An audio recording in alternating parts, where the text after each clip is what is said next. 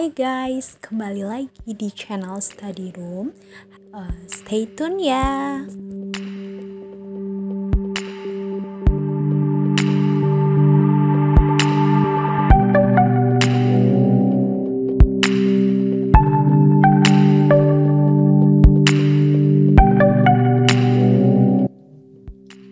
Halo semuanya, kembali lagi bersama Study Room. Hari ini kita mau bahas materi baru, yaitu tentang mengurutkan dan menghitung rata-rata sebuah data. Oke, langsung saja. Yang pertama yaitu mengurutkan data. Tujuan dari mengurutkan data ini yaitu dapat mempermudah kita dalam mengolah data. Dari data yang telah diurutkan, kita dapat mengetahui data dengan nilai yang tertinggi ataupun nilai yang terendah. Kita lihat contoh berikut. Urutkan data berikut dari yang terkecil. Di sini ada angka 12, 14, 11, 8, 19, 11, 12, 11, 15, 17, 14, 10, 8, 5, 6, 4, 19, 21, 16, 14, dan 20. Kemudian penyelesaiannya, kita harus mengurutkan data tersebut dari yang terkecil ke yang terbesar. Setelah diurutkan, beginilah bentuk datanya, yaitu ternyata ada angka 4, 5, 6, 8, 8, 10, 11, 11, 11, 12, 12, 14, 14, 14, 15, 16, 17, 19, 19, 20, dan 21. Sedikit tips untuk mengurutkan data, yaitu yang pertama yang harus kita lakukan adalah menghitung jumlah datanya agar nanti kita tidak salah dalam mengerjakannya. Misalnya data ini, berapakah jumlahnya, yaitu 1, 2, 3, 4, 5, 6, 7, 8, 9, 10, 11, 12, 13, 14, 15, 16, 17, 18, 19, 20, 21. Ternyata terdapat 21 data. Jadi nanti apabila di pertengahan jalan kita hanya mampu mengurutkan data hanya 20, berarti ada yang salah dari data kita. Jadi kita dapat mencek kembali apakah data tersebut sudah terurut dengan benar. Oke, kita lihat data yang sudah terurut ini. Dari data tersebut kita dapat menentukan nilai tertingginya setelah data tersebut diurut, yaitu 21. Kemudian kita dapat menentukan nilai terendah adalah angka 4. Kemudian dari data yang telah diurut, banyak informasi yang dapat kita dapatkan, yaitu misalnya angka 8, ternyata ada 2 buah data angka 8. Kemudian ternyata ada 3 buah angka 11. Dan ada 1 buah angka 20. Itulah gunanya kita mengurutkan data. Oke, jangan lupa kerjakan latihan di bawah ini ya, supaya adik-adik lebih luas lagi untuk mengurutkan sebuah data.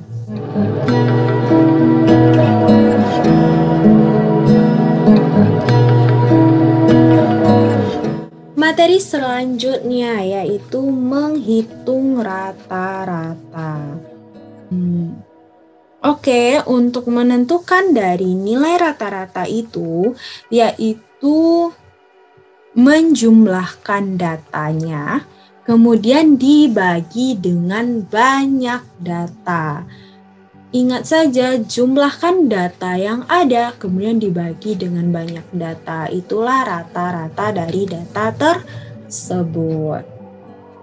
Oke, yang pertama, ternyata sebuah rata-rata dapat ditentukan dari daftar. Bagaimana caranya? Kita langsung saja cek. Kita lihat contoh berikut ini. Berikut adalah data usia 10 siswa kelas 6 dan ini dalam tahun. Ternyata ke-10 orangan siswa kelas 6 memiliki usia yang beragam.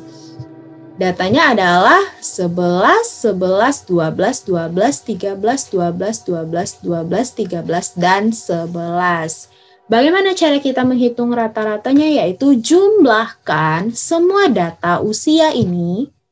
Kita jumlahkan, kemudian dibagi dengan banyak data. Banyak datanya yaitu, banyak data ini ada 10. Kita lihat dari mana? Karena di sini sudah diketahui data 10 siswa. Atau kalau kita mau lebih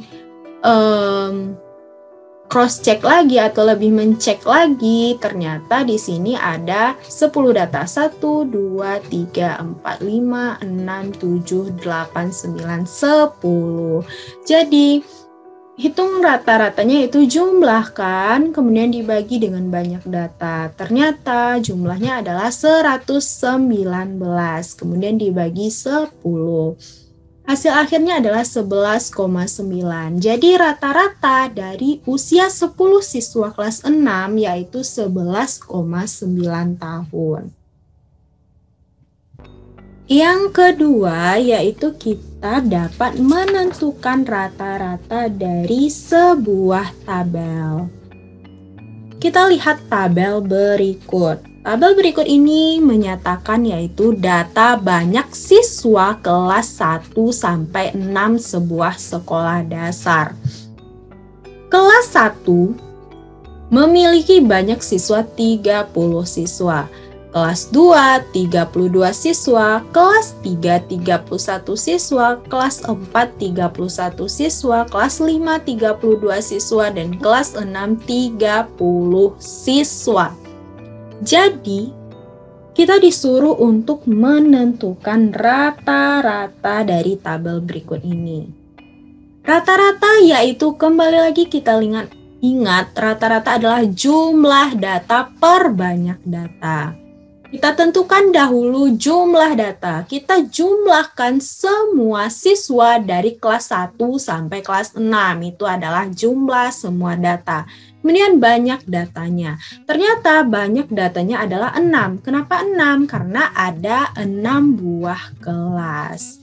Jadi rata-rata jumlah siswa di sekolah dasar tersebut adalah 186 per 6 atau dibagi 6. Jadi 31 siswa. Yang ketiga yaitu menentukan rata-rata dari diagram garis. Oke, perhatikan diagram berikut ini. Kita baca judulnya terlebih dahulu yaitu data penjualan buah mangga selama 5 jam. Kita lihat diagramnya. Pada sumbu X atau yang horizontal itu adalah pukul atau jam berapa. Ini kan tiap jam ya selama 5 jam. Kemudian kita lihat sumbu X yaitu banyak penjualan dalam kilogram. Oke, dari diagram ini kita dapat menarik informasi. Misalnya, berapakah penjualan buah mangga pada jam 12? Pada jam 12, kita lihat datanya yaitu kita bawa ke sini ternyata 15 kg. Ternyata buah mangga terjual pada jam 12 yaitu sebanyak 15 kg. Kemudian kita lihat lagi. Pada jam 15, berapakah banyak buah mangga yang terjual? Kemudian kita lihat angkanya, kita lihat diagramnya yaitu 30 kg. Oke, dari diagram ini ternyata kita dapat menentukan rata-ratanya. Bagaimana caranya? Nah, berikut adalah cara menentukan rata-rata dari diagram di atas. Dari diagram di atas kita dapat mengambil informasi. Yang pertama banyak data. Banyak datanya berapa sih? Kan ini merupakan data penjualan buah mangga selama 5 jam. Tentulah banyak datanya adalah 5, yaitu jam 12, jam 13, jam 14, jam 15, dan jam 16. Kemudian jumlah data. Bagaimana cara kita mengetahui jumlah datanya? Nah, kita jumlahkan penjualan pada jam 12 yaitu 15 kilo. Kemudian ditambah dengan penjualan dari jam 13 yaitu 20 kilo. Kemudian ditambah penjualan jam 14 yaitu 20 kilo lagi. Kemudian ditambah dengan penjualan jam 15 yaitu 30 kilo. Dan penjualan terakhir pada jam 16 yaitu 25 kilo. Kita jumlahkan semuanya, masing-masing penjualan pada setiap jam. Jadi jumlahnya yaitu 110 kg.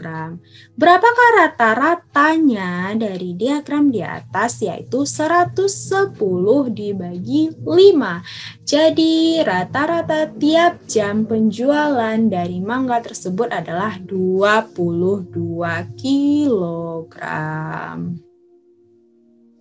Oke, materi yang keempat, yaitu ternyata rata-rata dapat ditentukan dari diagram batang. Bagaimana bentuknya? Kita lihat contoh berikut. Data nilai ulangan matematika kelas 6. Kita lihat sumbu X-nya ini merupakan nilai dari siswanya. Kemudian sumbu Y-nya itu adalah banyak siswanya. Dari diagram berikut kita dapat menarik informasi bahwa misalnya nilai 5, ternyata yang mendapatkan nilai 5 sebanyak 9 orang. Kemudian nilai 7, berapa orangkah yang mendapatkan nilai 7? Yaitu 10 orang.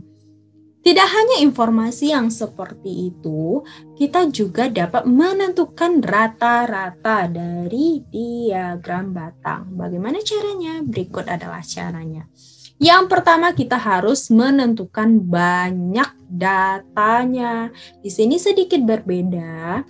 Ternyata banyak data, yaitu banyak datanya sama dengan banyak siswa kelas 6 itu sendiri. Tetapi di dalam diagram ini tidak ditunjukkan secara langsung banyak siswanya, tetapi ada informasi tersirat. Kita dapat mengetahuinya dari menjumlahkan setiap banyak siswa yang mendapatkan nilai. Itu adalah jumlah siswa kelas 6. Misalnya kita jumlahkan 5, yang mendapatkan nilai 5 ada 9 orang ternyata. 9 ditambah dengan banyak siswa yang mendapatkan nilai 6, yaitu 7 siswa, ditambah 9, ditambah 7, yang mendapatkan nilai 7 adalah 10 orang, ditambah 10, yang mendapatkan nilai 8 ada 5 orang, ditambah 5, kemudian yang mendapatkan nilai 9 adalah 4 orang, ditambah 4, dan ternyata yang mendapatkan nilai 10 adalah 1 orang. Jadi banyak datanya adalah 9 ditambah 7 ditambah 10 ditambah 5 ditambah 4 ditambah 1 sama dengan 36 orang. 36 orang inilah jumlah siswa kelas 6. Kemudian kita disuruh untuk menjumlahkan datanya karena kita mau mencari rata-rata nilai. Nah, untuk menjumlahkan datanya kita harus mengalihkan dengan banyak siswa.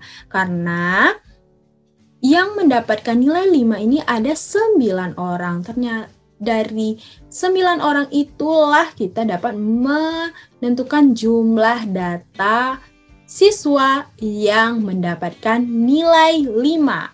Makanya dapat kita tentukan jumlah datanya yaitu 5 dikali 9 ditambah 6 dikali 7 ditambah 7 kali 10 ditambah 8 kali 5 ditambah 9 kali 4 ditambah 10 kali 1. Sehingga jumlah datanya adalah 243.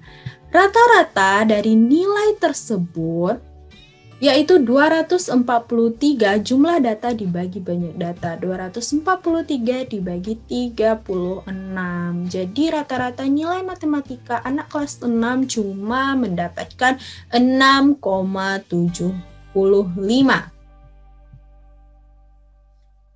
Oke, selanjutnya kita menentukan rata-rata dari diagram gambar. Wah, dari data berikut kita dapat menentukan penjualan buku dalam sebulan. Kita lihat minggu ke-1, 2, 3, 4. Kemudian ada banyak buku terjual. Di sini ada pada minggu pertama dapat kita tarik informasi bahwa 1, 2, 3, 4, 5, 6. Ada 6 buku kuning yang terjual. Kemudian pada minggu ketiga ada 1, 2, 3, 4, 5, 6, 7 buku kuning dan 1 buah buku berwarna pink. Kita lihat keterangannya. Ternyata gambar yang buku kuning itu mewakili 10 buah buku yang terjual. Kemudian buku yang berwarna pink mewakili 5 buah buku yang terjual. Jadi 1 buku kuning ini mewakili 10 buah buku. Sehingga minggu pertama banyak buku yang terjual yaitu 10 ditambah 10 tambah 10 ditambah 10 ditambah 10 ditambah 10 sama dengan 60 buah buku. Dan pada minggu kedua yang terjual adalah 1, 2, 3, 4, 5, 6, 7, 8 buah buku kuning. Artinya kita dapat mengalikan 8 kali 10 yaitu 80 buah buku. Ditambah 1 buah buku berwarna pink yang mewakili 5 buah buku. Jadi 80 ditambah 5. Jadi ada banyak 85 buah buku yang terjual. Oke, ternyata dari diagram gambar kita dapat menentukan rata-ratanya, yaitu banyak data. Dari banyak data ini yaitu sebanyak 4 buah data karena dalam sebulan ada 4 buah minggu. Kemudian jumlah data kita dapatkan dari banyak buku yang terjual ini. Dari informasi pada minggu pertama ada 60 buah buku, kemudian minggu kedua ada 85 buku, kemudian minggu ketiga 75 buku, dan minggu keempat cuma 50 buah buku. Sehingga jumlahnya adalah 270. Jadi rata-ratanya 270 dibagi 4 sama dengan 67,5 buah buku yang terjual per minggunya. Oke, supaya adik-adik lebih mengerti, jangan lupa kerjakan latihan di bawah ini ya. Ini adalah soal nomor 1.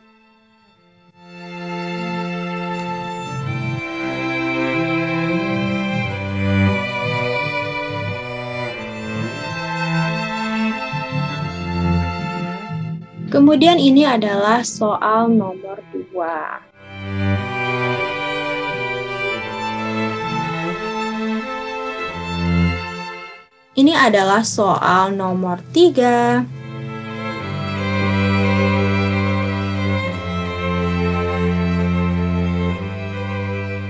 Ini adalah soal nomor 4.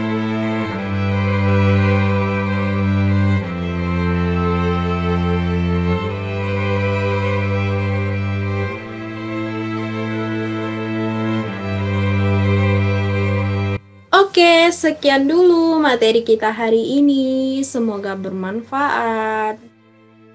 Jangan lupa nantikan video berikutnya ya. Dadah, bye-bye.